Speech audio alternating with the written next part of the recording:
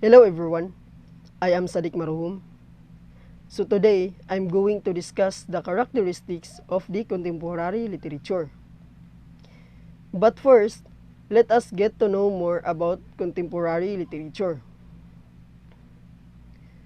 Contemporary literature is a vast group of written works produced from a specific time in history through the current age.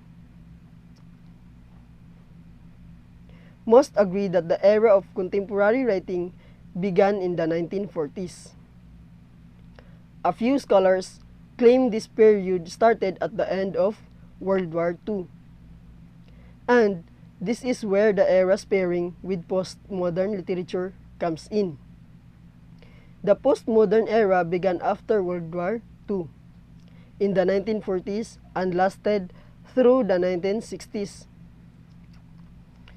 The contemporary period extends to the current day.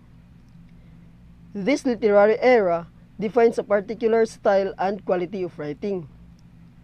Some see this period as an extension of postmodern literature, but most refer to it as a literary era of its own. Characteristics of contemporary literature. First is reality. Based stories with strong characters and a believable story. It's based on true stories. It might be more on non-fiction literature.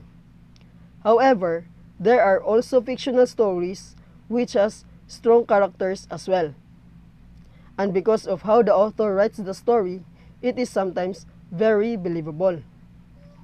Second is well-defined, realistic, highly developed. Characters are unrealistic, sometimes harsh environment. This makes the story more thrilling to the readers. Third is, often the stories are character-driven. The characters are the most important part of the story. Sometimes, good stories has a very inspiring character. The next one is, the literature is ironic and reflects current political, social, and personal issues.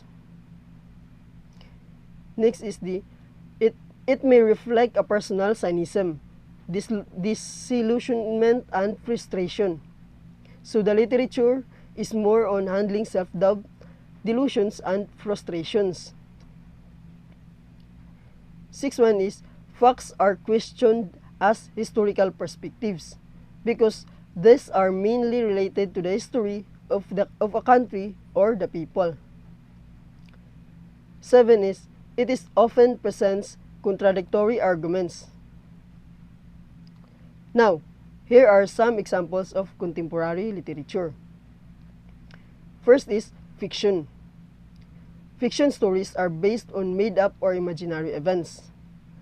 There are dozens upon dozens of types of fiction stories and genres, including but not at all limited to fairy tales, folklore, mythology, legends, epics, dramas, adventure stories, historical fiction, fantasy, science fiction, love stories, horror stories, ghost stories, bedtime stories. Non-fiction stories can cover any kind of real-life event or experience, but they often fall into these kinds of categories. Historical events, news and current events, biographies and autobiographies, memories and experiences, cultural history, crime and justice, science, love, family, travel stories, survivor stories, and war stories. And that's all for today. Thank you.